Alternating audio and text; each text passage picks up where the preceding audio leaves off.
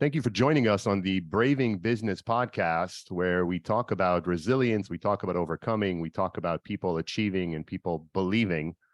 And I'm joined today by an incredible guest, Ken Bogard from No Honesty. But before we get to Ken, I want to congratulate my executive producer and co-host PJ Benoit, who celebrated a birthday yesterday, and he is not only not in any way, shape, or form older, but just wiser. But he also managed to get up extremely early today for the podcast, for which I'm quite grateful. So, PJ, happy birthday, sir. Thank you so much. Who said I ever went to sleep? Wow. Okay. All right. It was that kind of night. It was that kind of night. I love to hear that. What did you guys do? Did Kara treat you right? Did you get a nice dinner? What was the, tell me about it. So we were celebrating a little bit with the kids. Our kids are all over the place. I have a daughter currently today is in Iceland. I have another one who's out in California.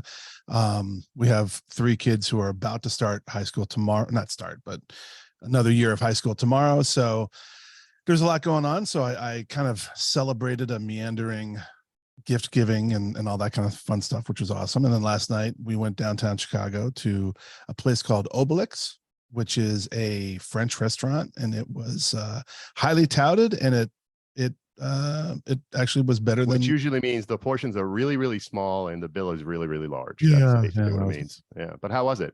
It was wonderful. Absolutely. Yeah, absolutely wonderful. What'd you get for a gift? Oh boy. Well, I bought myself a what's known as a yak grill. It's a small tabletop grill because I'm on a competitive barbecue team as well. So we're going down to the American Royal down in Kansas City to be a part of we did this last year, and this year it's 500 and something teams. So I'm doing veggies this year. So I got this grill that's portable and easily cleaned and easy to use and doesn't take up a lot of space in the car for an 8-hour drive. So that was the big gift.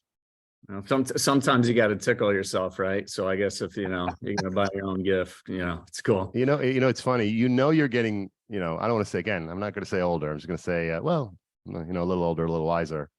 When that's the gift you buy yourself, and you're pretty darn excited about it. You're like, damn, I've got this great tabletop grill. Life's good. Yeah. Hey, and I appreciate it. I mean, you were, when you first started talking about my birthday, I felt like I should say, hey, I made it. Yeah. But come on, you're still a very young man with decades in front of you. Hopefully, yes. Knock on wood. Of course. But I am so thankful for you, Tal, and of course I'm very much looking forward to learning all about our fantastic guest today. And that's a great segue to another young man. Actually, he is genuinely young, unlike you and I. Ken Bogard is our guest today. He's the founder of No Honesty. He's also the co-founder of the Visionary Forum and an expert EOS implementer. His No Honesty approach has delivered significant gains, financial and otherwise, improved leadership collaboration, structured strategic direction, and developed built-to-last mentalities with numerous small and medium-sized organizations. Ken is enthusiastic about results, about life experiences, entrepreneurial grit, and helping leaders achieve their goals. But beyond that, he's a really interesting guy with a very, very interesting life story. And a really cool company. So, Ken, it's an honor to have you on the Braving Business podcast. Thank you for joining us. Tal, PJ, a pleasure. PJ, happy birthday. Like, I feel a part of it, which is very special to me. So this is good. Thanks for having me, guys. Of course, it's our pleasure. We're going to jump right in because I think, just by the mere name, No Honesty, is so interesting. I'd like my listener to understand what No Honesty is all about right out of the gate. What is the essence of No Honesty? And that's KNOW, not NO, right? So we're talking the opposite of No Honesty. So KNO honesty. Go ahead, Ken. Yeah. And I think I love that the listeners are hearing NO honesty, right? It's by design. And No Honesty was really developed out of a disdain for a lack of honesty in business. I'll share a quick story with you. I had a professor in college, and this professor, it was a marketing class. His name is Robert Fry, father of James Fry. If you know who that is, wrote A Million Little Pieces, got spanked on Oprah, if you remember that. His father, Robert Fry, big Whirlpool executive. I was just drooling, salivating over this man who had, just all this life experience. And he's talking to the class on day one, and he says to them, says to us, he says, the single biggest issue in companies is, and I'm like, oh, I'm going to get my money worth. Here we go. What's it going to be? And he said, the single biggest issue is communication. And I'm like, oh, I remember dropping my pen. I'm like, there's no way grown human adults cannot effectively communicate. I thought, no way. Then I start getting into the working world, and I start experiencing a true lack of honesty in what it does to employees, what it does to bosses, what it does to entrepreneurs. And I'm like, it's ripping people apart. And so there's a complete lack of honesty. I lack honesty. You lack honesty. 8 billion people in this world lack honesty, and it's hurting our ability to communicate. So about 7 years ago, I developed this idea of no honesty. And then I transitioned to EOS. And so I have an EOS franchise where we help people implement vision, traction, healthy into their organization. And I've been doing that for about 7 years. And then I brought no honesty back. And I'm like, the single biggest problem is communication. And what this world needs is people to be 100% open and 100% honest. And so really, that's what Ken, are we even 100% open and 100% honest with ourselves? Yeah, at times, right? And then most of the time we're not. And so it's just a mixed bag. So there's going to be moments where you connect with somebody. Like, just think about your closest relationship. And I don't know, it's a very serious topic that you have to talk about. You have no choice. You're probably going to be in one of your highest state of minds in terms of being honest and open in that moment. But I mean, when you're just meeting a stranger, or you're not real close with somebody, or you don't have trust, there is a huge absence of open and honest all over the place. So it's really about moments. There's moments where you're 100% honest, but most of the time you're hovering at 80, 50, and even lower, right? And you feel that in the business world, where would you say the average CEO or entrepreneur hovers around?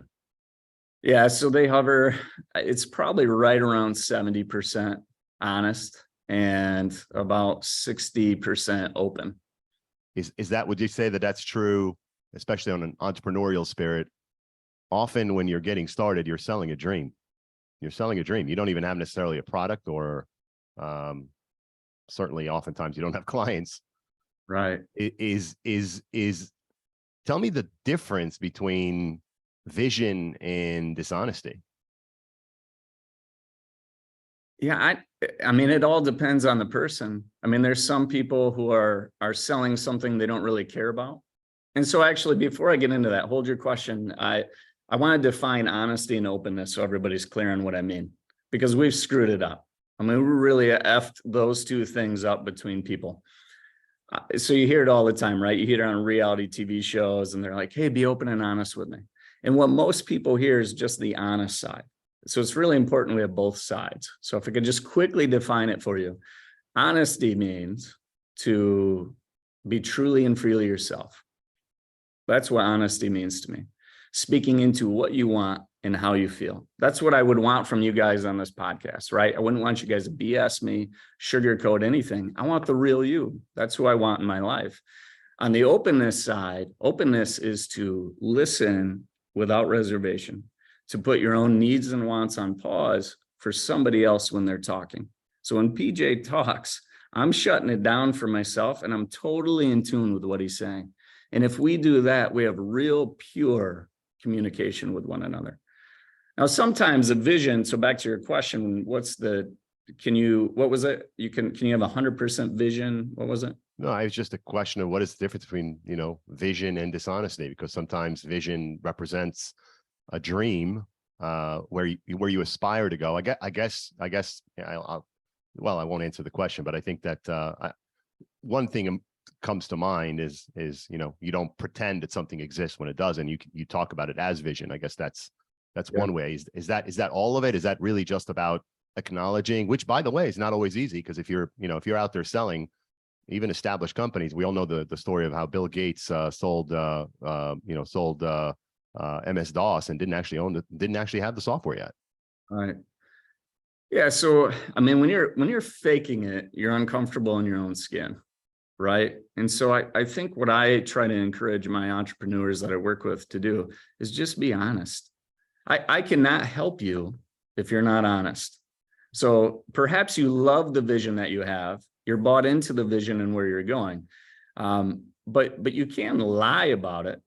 But let's take it somewhere else. So like an employee that works for an organization and it has a vision and the employee can't stand the vision.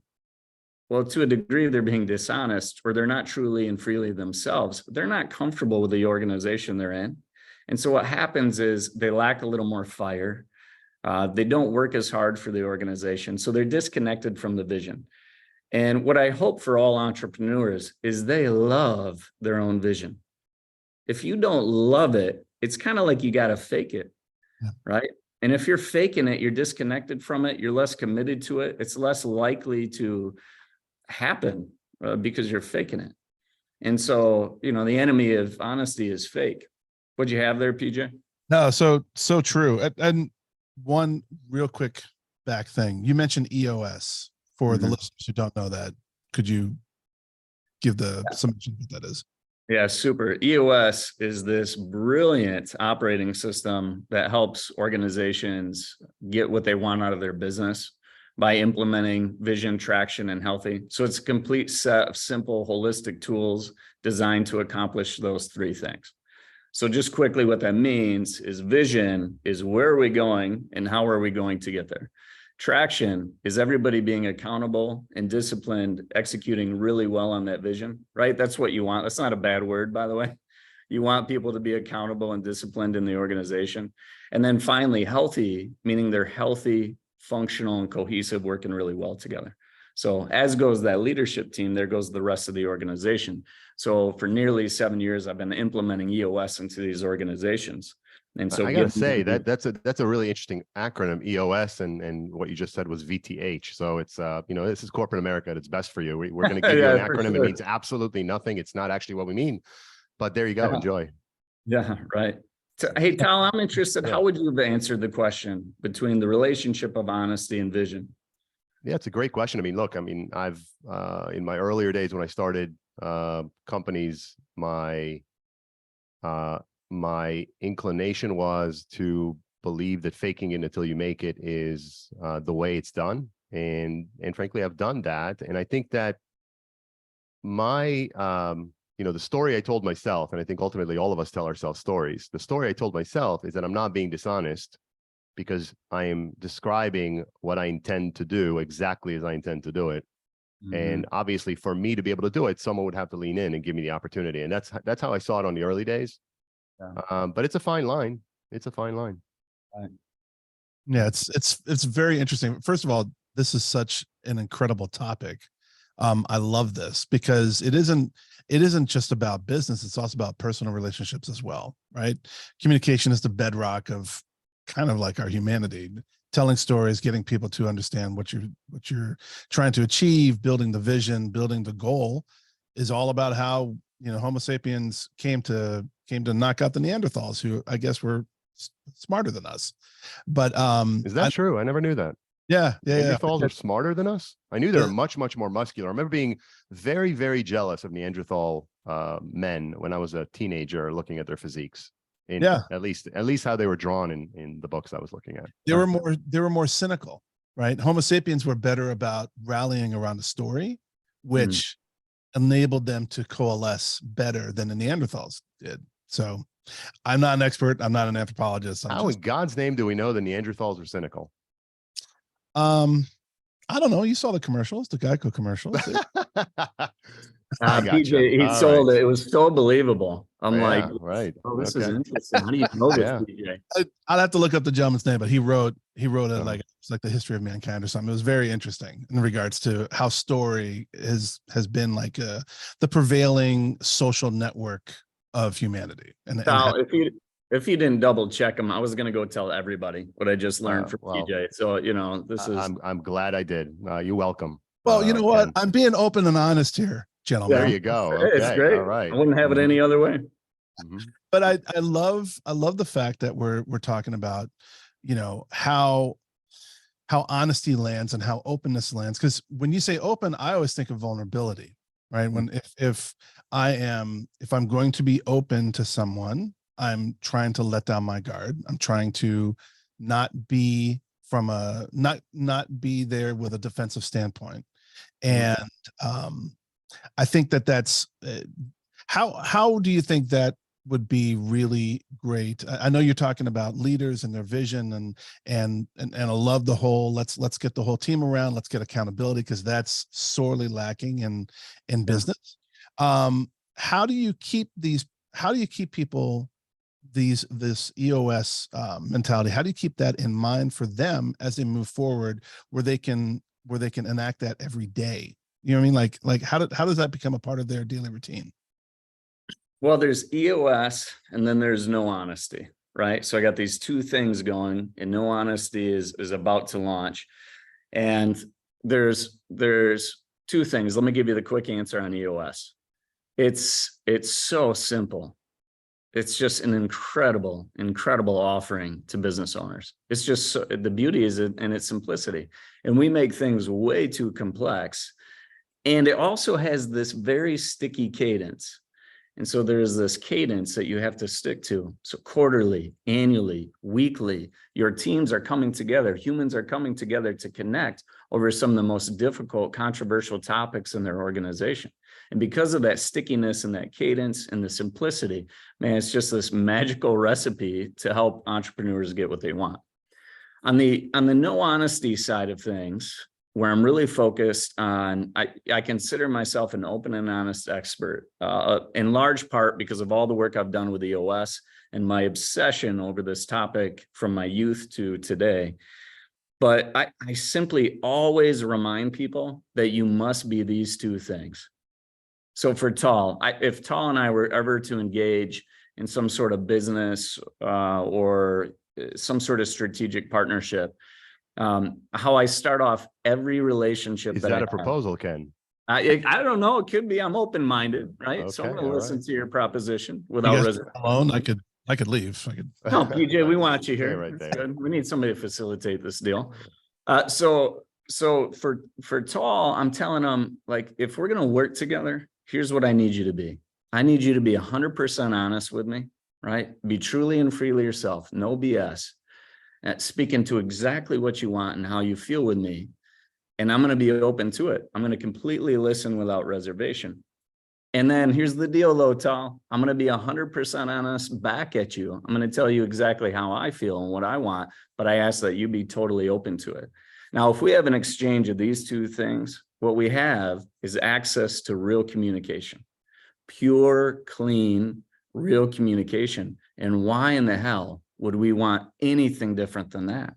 And so let me push you on one thing. Let me push you on one thing that I think is, I've often, in fact, recently come across a person that I think the world of, and she presented herself as someone that is, is a truth teller, or say it like it is, right? Yeah. Which sounds like a version of this on some level. It sounds like, you're going to tell me it like it is. You basically said that, right, just now. What I find is that there's a big risk when people believe that, their calling card, as they say, like it is, that they're going to offend. So can you talk about the importance of being a disciplined communicator, a thoughtful communicator, and a kind communicator as you communicate truth? Mm-hmm. It's good. First of all, honesty without openness doesn't work, right? So just imagine if you were everybody was 100% honest, saying whatever the hell they wanted to say, however they wanted to say it, but nobody was open to it. It's meaningless. It means nothing. There is no exchange, right? And what happens is a lot of time, like, people just aren't open to hearing it. So Tal, if you were really aggressive with me and you were saying how you really felt about me, if I'm not open to it, that means I'm throwing up a wall. I'm not listening to you. I'm not listening to it. And so what I'm trying to teach people is like honesty is great. quite frankly, people love honesty because it's more about me, myself, and I when you talk about honesty.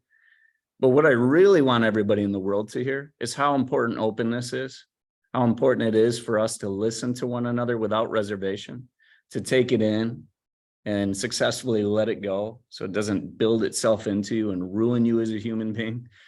But if we can have those kind of exchanges, you can handle honesty easier. And so really teaching people openness is really hard. So a lot of times I think of dictatorship type entrepreneurs, and they just command the room and they don't listen to anybody's ideas.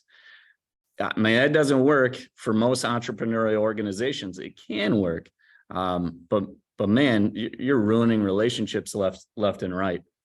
Now, to communicate your honesty though, I'm not telling people to be brutally honest.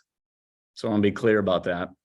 Brutal honesty is the wrong way to deliver honesty. It's the total wrong way. And brutal is subjective, right? So for some people, I'm not being brutal. I'm just being truthful. I'm just telling you like it is, you know? And I completely agree with you. Actually, you know, if you have a do-over, you know, no honesty could be kind honesty or no kind honesty, because I don't think that you disagree that honesty without kindness is probably not going to work, or at least not going to create the kind of environment where people can remain engaged, open, and honest. Would you agree with that? Mostly. So I will tell you that I've gotten to the point where I can hear nearly anything and be open to it. Right. So I can receive brutal honesty. You know, I've just gotten to a point where I'm so used to this. I've heard so many things in the session room, you know, just sometimes terrible, awful things, and sometimes very direct and brutal things to me. But I've really learned how to be open and just listen without reservation to it, but also hand my honesty back at that person. However, I choose to be honest with kindness. So I do believe you can be 100% honest and 100% loving at the same time. Now, that's a strong word for business owners. Not at all. I actually think it's a beautiful word and an appropriate word, and a word that needs to be used more in business. Hell yeah, I absolutely agree with you about that. I think love has a place in the boardroom. Love has a place in communication between leadership and the everyday employee. Love absolutely belongs in whether you're an entrepreneur starting out or running a big company. Yeah.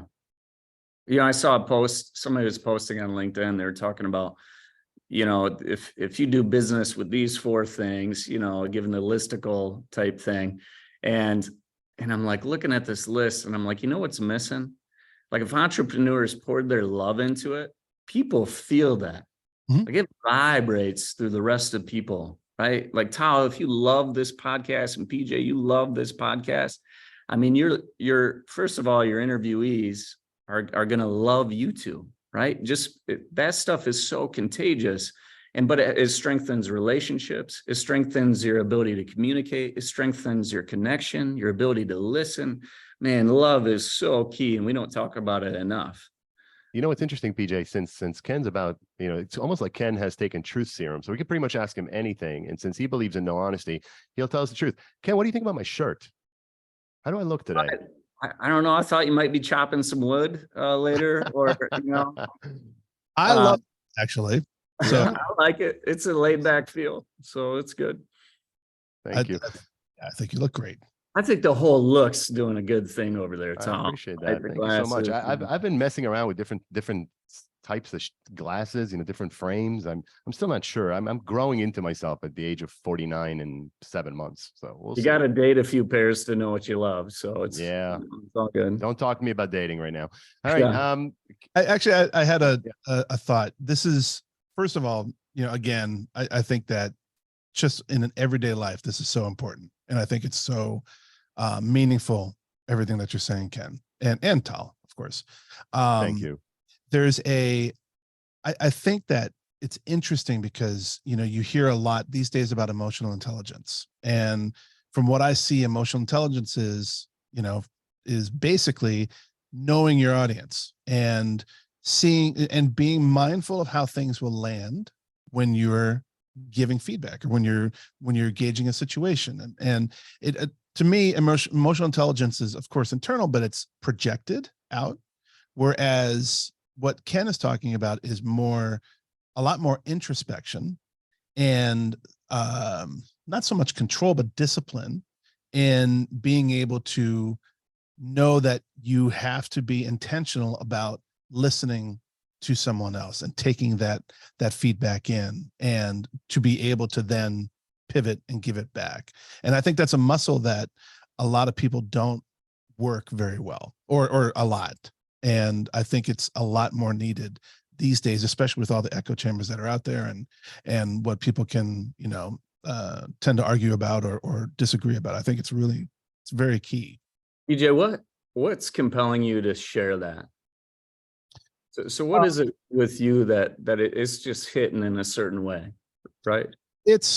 Well, I think that there's been a lot of, like, my son is 15 years old, and he is incredibly emotionally intelligent, and he can, it's almost like he has, spidey sense, and when he walks into a room and he can know, okay, this person's upset, this person's not upset, and he's very good about gauging that, and to a certain extent I'm pretty good at it. I think he's better than I am actually at it, but he's also super, not defensive, but in a lot of ways he's very closed off in that he doesn't want to. He's a teenager, you know that, right? That's usually a factor. Yeah, his frontal lobe's not totally formed. I don't know if mine ever did, but he's, he just tends to be very how do I say this? Like anything that you say to him, of course, is aggressive, right? Like unless you're spouting love, and unless you're spouting, confidence and praise, it's he gets very, very defensive. And I just have been going through this a lot recently, so this is why it's kind of like top of mind, where I'm like, okay, this makes a lot more sense. Well, and let me refine it actually, because I'm gonna jump on that and add a component that we really haven't talked about, which is tensions, high stakes debates, right? It's a lot easier to be honest and transparent and open when the stakes are less high, and or you're not facing serious hardship. And actually, that's I'd love to have you maybe lean into your own story. During COVID, you had a pregnant wife, you were not earning. Talk to me about no honesty when you're dealing with that. So the first leap I had, so my wife was pregnant with our daughter, and I came to her with this idea. I said, I'm going out on my own. I'm going to do my own thing. What do you think about that? And I've had plenty of bad ideas in life. And she looks at me and she says, no, it's a terrible idea. But this time she's like, no, I love it. It's perfect for you. This is what you're intended to do. Right. So I had total support from her, probably at the worst time in our lives together. Right. Because we're about to have this baby. She's working. She's a physical therapist. And I'm like, okay, I'm turning it off, this other thing that I'm doing, and I'm going to this. I had no income coming in. And you know what I think is so important about that moment is when you have nothing, when you are suffering, or you can see the suffering coming, is when it really separates some of the great entrepreneurs from the ones that aren't totally committed, right? I mean, for me, there was no other choice but to go after this hard, and I had to, because I'm not going to let my family suffer. I'm going to do whatever I can to make sure that we have the appropriate income coming in. And so because of that suffering, or seeing the suffering that's coming, man, I think it just made me almost crazy to just like hit it so hard and to make sure this thing worked. And we probably, it was difficult. I mean, it's not like we had no money, right? My wife was working a little bit. And so I don't want to make it sound like that, but we were definitely draining accounts, and I was being as cheap as I could, and until I found my way. And I gave it my all for a hard 7 months. And I had one moment of doubt, one moment. And I'm like, I don't know if this is going to work, this practice. When did it come and why? What brought that about? I just, the income wasn't what I expected according to my plan.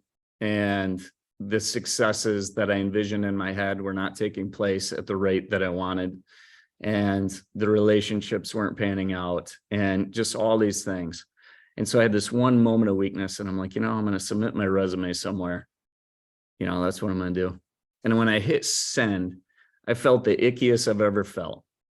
Felt that's not me. That's not what I want to do. What the hell is wrong with me? And if anything, it woke me up to, no, I'm going to go after this dream. And I swear to you, it couldn't have been like 3 weeks after that, but just a series of clients poured in. And so all that hard work from 7 months prior had paid off. It was a longer cycle. I didn't fully understand the business and the industry. And then it all hit at the same time, and then blew up from there, where I was helping out multiple clients and more than I expected at the end of that year. Can I go backwards a little bit? You just said something that triggered me a little bit. You said, I said to myself, what the hell am I doing? Or something like that. What exactly did you say? Something along those lines, right? What was it that you said? What the hell is wrong with me? I think that's what you said. I think that's what you said. It could have been, we'll have to play it back. Well, but it is something in that essence, right? Something in that essence. Can we talk about negative self-talk? And oh yeah, we can. And yeah, because I happen to believe I'm a big believer that oftentimes we are our own worst enemies. And I'm going to guess that, and I know that's a cliche, but cliches are cliches because they're true. So if you're listening or watching, and you're struggling, it's not only not uncommon, but more common that you're going to be really hard on yourself. Whether it's about, I should have done this better, I should have done that better. Why did I behave this way? Why did I say whatever I said, etc. It sounds like good things happened and clients came in. I'm going to guess that you do believe in manifesting things through positive thinking.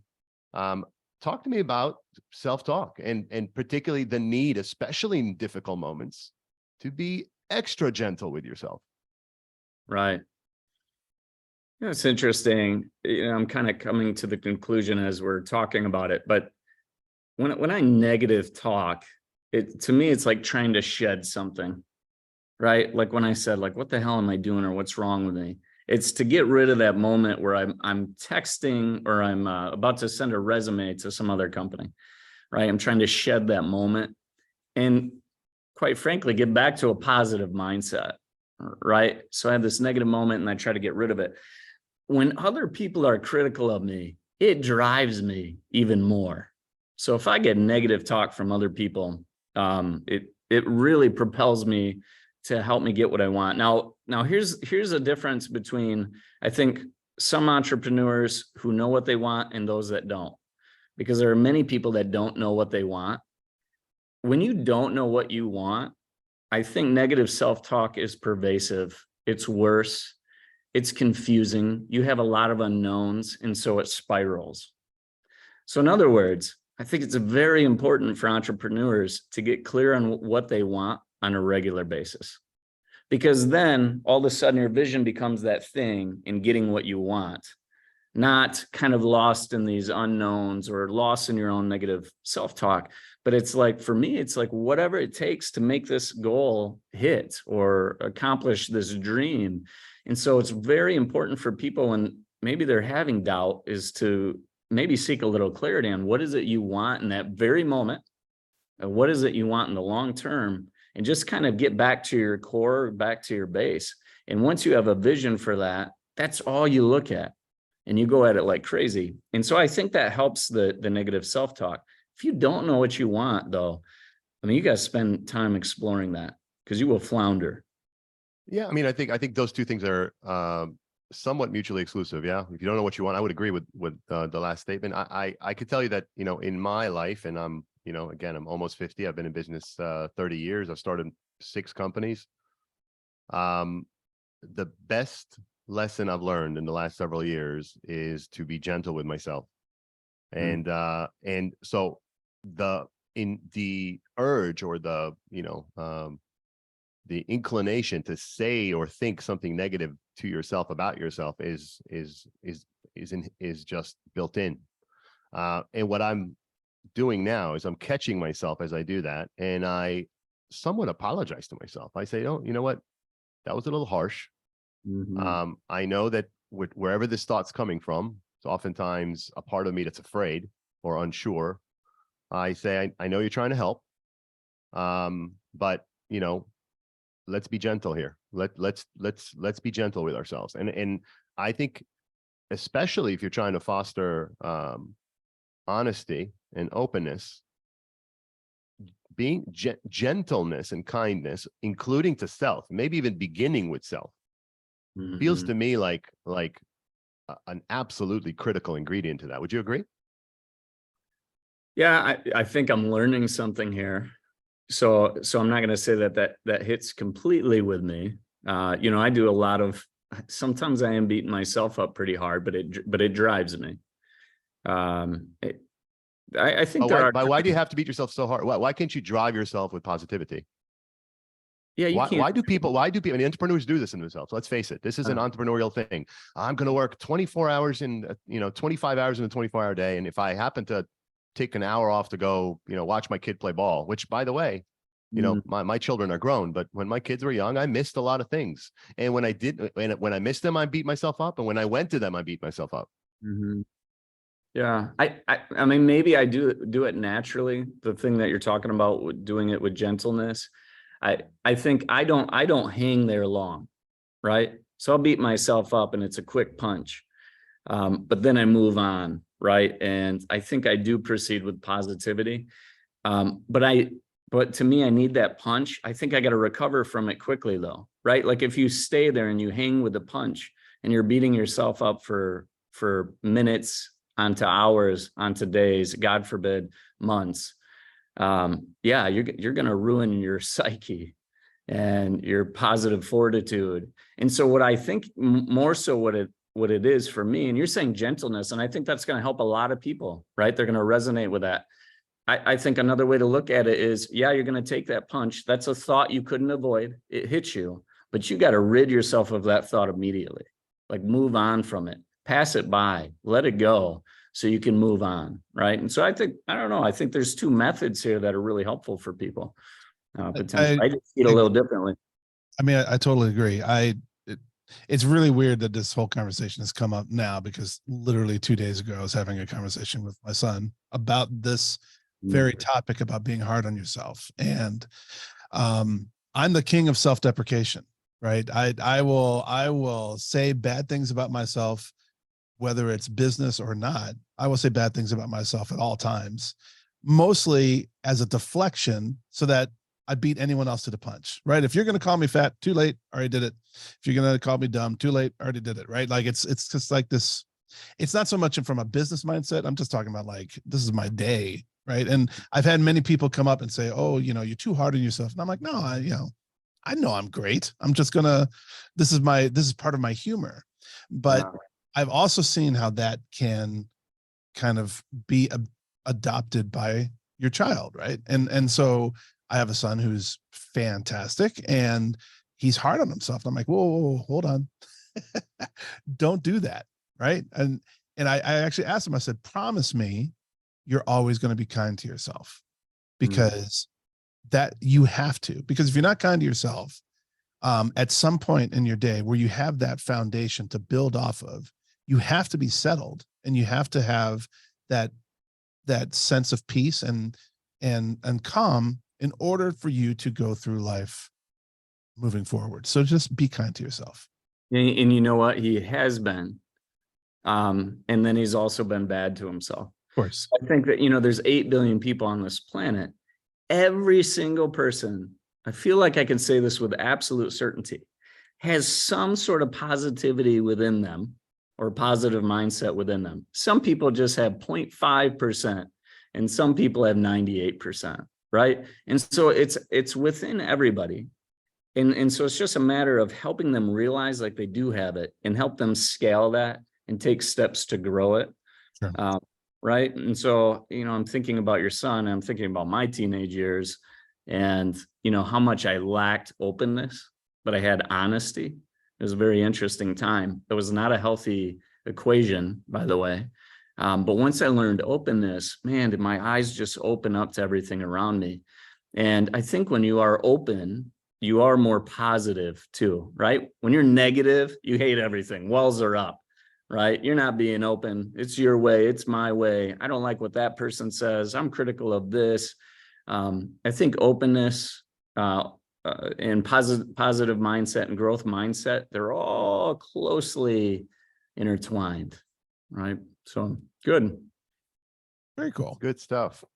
So let's you know, as you're thinking about you know, the average listener here and what they can take away from the open and honest communication that you promote into their day to day, what can, you know, I'm out there, I'm hearing Ken. I think, you know, what Ken says makes sense, but I'm in the middle of the ocean. I've already got a company, I've got some employees, I've got some clients. Maybe that hasn't been the way I've operated up to this point. But I see it as the better way. How do I start? How do you start? Of course, you can hire Ken, and you know, Yeah, that's that for sure. But beyond that, right? Yeah, I think it's gain an obsession with open and honest. And to phrase it a little bit differently is try to attain and gain access to the true condition at all times. So what is the true condition? That's my question. If you do not have the true condition, you can't improve, right? So if I'm working with a leadership team or I'm working with an entrepreneur and they skirt the truth or they hide things or they're not being themselves, it's extremely difficult to help them. I do not have the true condition. How hard is it to improve and get what you want when you don't know the true condition? And the true condition is many forms. One, you have not gained the competency to do this at a high level.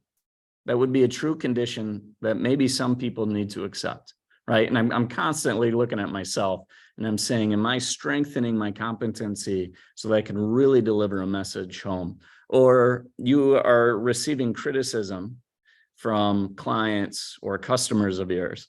If you're not listening to that, you're not trying to gain the true condition, right? If you're just blocking them out, I hear it all the time with clients. They're like, oh yeah, we got a bad review, but you know, it's just some grumbly person over here.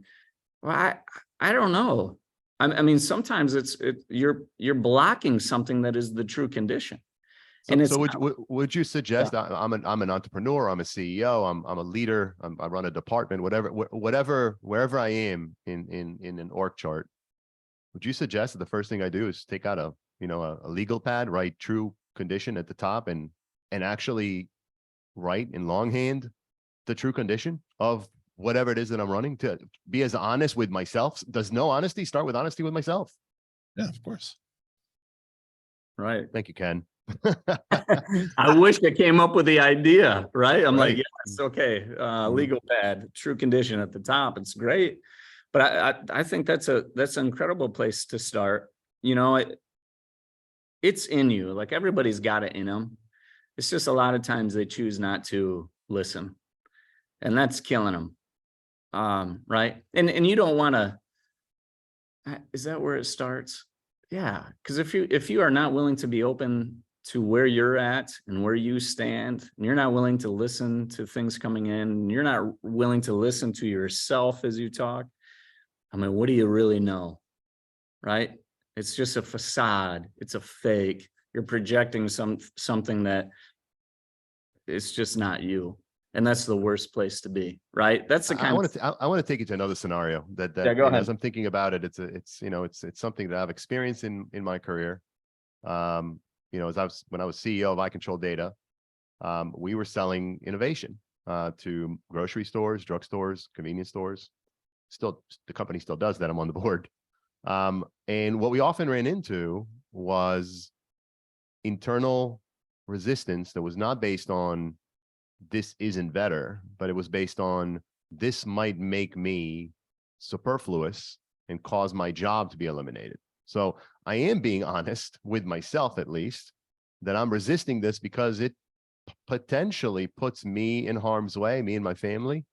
Mm-hmm. How do you balance honesty and self-interest when those two things sometimes don't align.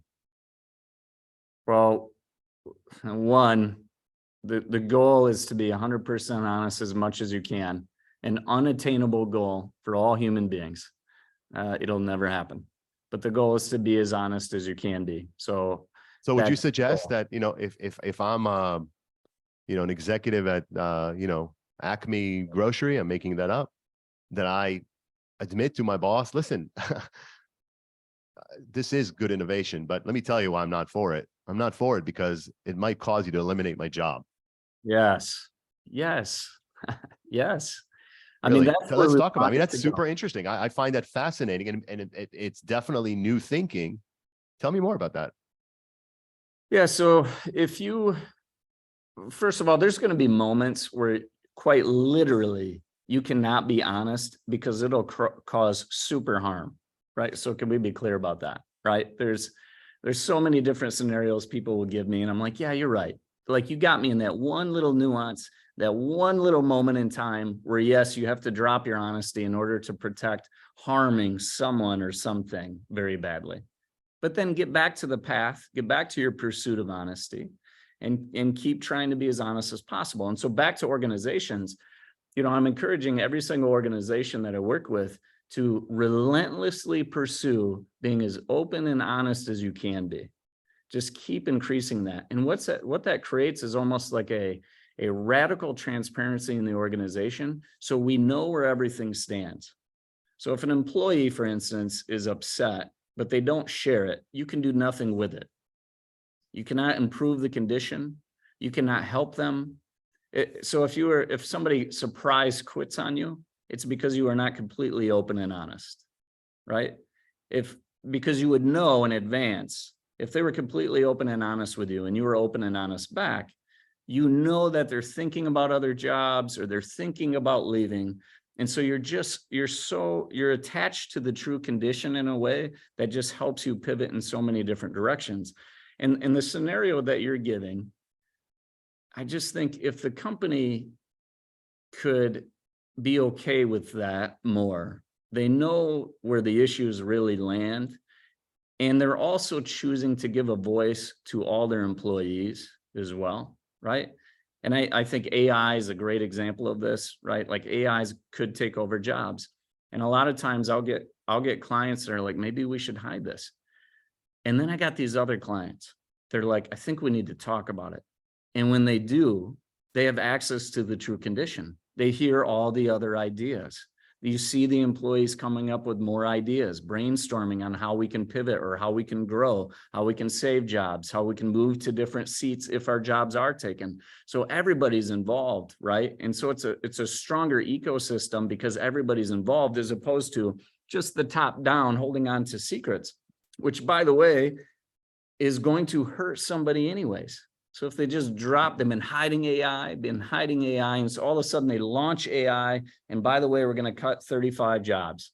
Well, now these 35 people had no idea it was coming, and they couldn't benefit their life in any way, and bam, they're just out the door, and now they got to start from scratch. Had they known it 6 months ago, they could have either helped the company, but also looked for other opportunities at the same time. And so, it's so damaging when we hide, so there's an ethical responsibility for leadership to be more transparent. And I'm not saying, like, if you're a company that's only been 5% transparent, that you ratchet up and you go to 100% tomorrow. That would be insanity and probably really bad for you. But just tiptoe, get to 10% transparency. Start letting your people in on a little bit more. Start cluing them into some of the issues. Get to 20%, 30%. And you will be happier with your organization, right? As opposed to trying to hide things all the time or try to carry the weight by yourself. So Ken, a couple of things. One thing that came to mind as you were talking is I know that you had run a t-shirt company at one point, and I think you should start it. You should absolutely produce t-shirts that say true condition. I think it's a great thing to put on a t-shirt. Maybe no honesty on the back, and Ken, I will expect my royalties on that idea. Yeah. I even on the point you just made, I mean, I found myself leaning in hard into the logic of that. I think it's the absolute truth that there's always opportunity to be more transparent. In my own experience at one of the companies I ran, we were going through a very difficult time. I needed to furlough people. And I had a very candid conversation where I told them I did not know whether I could bring them back or when. I had to cut pay, and I cut mine more than anyone else. So there's ways to be accountable and transparent, and it's risky. And, leadership, I could think of a scenario, the one that you just described, where 30 people might be eliminated because of whatever, because some improvement. Doesn't have to be AI, it could be anything, be automation, right, robotics. And the risk a company runs about being transparent, but I'm the boss, and I've got a department of 35 people. I'm about to replace it with a robot and 2 people. If I go tell you now that that's going to happen, you might quit on me 2 months from now, and I need you for 6. And I've got clients to service, and I have, warehouses to run, operations, whatever it is that I do. I still believe that what you're saying is right. I still believe you have to lean into honesty. How do you do that? In that scenario, how do you balance the fact that you have an obligation to your customers, to your shareholders, if you have them, to your investors, to the rest of your employees, to protect the business, while also having, I believe, at least a moral obligation, and maybe beyond moral, to be more truthful with people? Right. It's choosing between people or profits. Does it have to be a choice? It doesn't have to be, because it can be done. You can be 100% honest and 100% loving. And I think people respond to it better. Your reputation is more intact. But there's just such a spectrum of the amount of honesty that you're going to have, right? You're not necessarily rolling out your 20-page plan, who we're going to cut and when. That could be really damaging.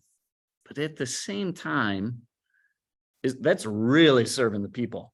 And that's serving probably next to no profits, right? Because that one's going to be a little more strict. But I think if the scenario you're giving me is likely an organization that maybe hasn't historically been real transparent. If you think about some of these companies that have selected to be transparent upfront historically, it's a lot easier to now deliver your honesty. Your employees are more clued in. They would have known months ago that we've been looking into AI. They would have known months ago that maybe this division was losing profits and that there was going to be changes.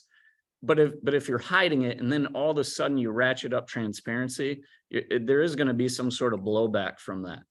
So in other words, start tiptoeing in and start building in an open and honest culture now, so that these things aren't such a big surprise when they arrive. And it starts with a boss to a direct report, and then that direct report to their direct report. The leadership team's got to get on board. If the leadership team's not on board, forget it. It's not going to work for the rest of the organization. That's why we typically work with just leadership team members, because if they're not going to choose to have it, well, forget it. We can't help the rest of your organization then. Ken, let's finish on a lighter note. Two things about you that caught my eye in the pre-interview. One is this really strange thing where you're Lord Business from Lego. So I'd love to understand that a little bit more. Yeah.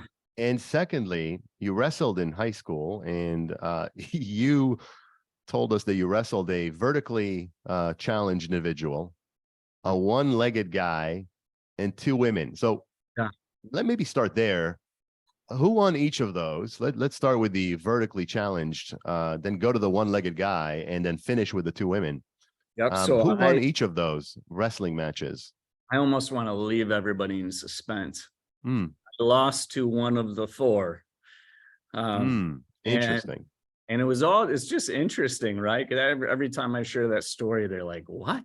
You wrestle all those people at the same time? And I'm like, stop with your sick fantasies. No. When I wrestled. So you didn't wrestle. I assumed you wrestled the 2 women at the same time. I must admit. No, that's you know what? I got you. So it's 2 women wrestled separately. That makes a lot more sense, by the way. Thank you for clarifying that. Is that a spaghetti you guys were working in? spring break. I don't know what's happening here. Yeah. I lost to the guy with the one leg. So if you can imagine this, and so it was missing one leg, right? Or lost one leg. I don't know his story, but the rest of that leg weight is on the rest of your body. So you're wrestling in many ways a bigger weight class. And I'm like, well, I'm just gonna take him down, and I don't know, I'm gonna pin him. I mean, this shouldn't be hard. And I shook his hand, and I remember this great strength coming from his hand, and I'm like, oh, I'm in for it now. And as soon as I shook his hand, like, he just came at me like crazy. He was so strong, I could do nothing with him. And I tried everything I could, but he rolled me in the second round and he pinned me. And yeah, I wonder if he wrestled Erez Avramov. So Ken, for those of you listening, there is another podcast that it may be out at the time you're listening to this, so look for it. Our interview with Erez Avramov, who is the man who refuses to die, and among the many misfortunes in his life, he had to make a difficult decision to amputate his leg above the knee. And he is also an incredibly strong guy. I don't know. He grew up in Israel. I assume, Ken, you did not grow up in Israel. Would that be accurate? yeah, that's accurate. Okay. So it probably was not Erez, but I think he'd beat your ass. I gotta be honest. I think Erez would I think he'd pin you. I think, he was an Israeli commando. So I think he'd pin you. I think you wouldn't get up. I think, yeah, I'd still give it a shot. I'd give it a shot. But I believe it. You're a courageous guy and an honest guy, and it's been an incredible privilege to talk to you today, Ken. I think what you're doing is absolutely of the highest importance. I encourage people to reach out to you. I think that the concept of approaching things openly and honestly is the wave of the future, the direction things will go. We are in a different era where your customers, your employees expect more. If you're a new entrepreneur and you're starting your company, starting it from a place of openness and honesty is the right place to start, and then stay true to that. If you're in an established business, there's no shame in admitting that you haven't always been the best you can be, and there's an opportunity for you to step up and start that move in that direction immediately today. Ken, it's been an honor and a pleasure. I appreciate your time, and I look forward to hearing more about people following this methodology to better outcomes and better life. Yeah, actually, I was going to say, Todd, we should have him on later, right? Let's circle back. I love that. In 6 months, a year, whatever the case may be, hear how things are going, see how, you're really affecting corporate culture out there and helping companies be a lot more open and honest. And then we'll really get into this Lego thing because I'm interested. So, we forgot the Lego. No, we can still get into that. Let's finish on the Legos. What the heck is that all about? A little bit of an encore. So when I'm in the session room, I tend to drive a pretty mean agenda, right? Like, I'm just getting these clients focused on what they need to do. And if you've ever seen the movie, the Lego movie, and it has Lord Business in it, this is a gift a client gave me. And he would tease me. It even looks like you. Yeah. A little bit. I don't know. And they would just tease me and call me Lord Business because that's how I drove an agenda. And then afterwards, I mean, I know how to go have fun, but I'm in such a mode of just getting these clients in the mindset of getting what they want that I'm sure I'm driving perhaps too mean an agenda. Really trying to push it through. So I got it. It's a great little story and gift from this person, and it keeps me thinking, make sure I have a little bit of fun in the session room at the time of working with clients. So it's good. Guys, this is incredible. I love what you're doing. I love the name, Braving Business. You two seem like great, authentic, genuine, good people, and I'd love to stay in your lives. So I love that you have me on, and if there's any way I can help you, let me know. And if anybody reaches out to you and they question some of these philosophies, I'll send them your way. We promise. Yeah, be open to it. It's okay. Of course. It's okay to question philosophy, and so I'm open to it as well. So I appreciate you guys very much. All right, Ken. Putting it all out there, Ken. All right.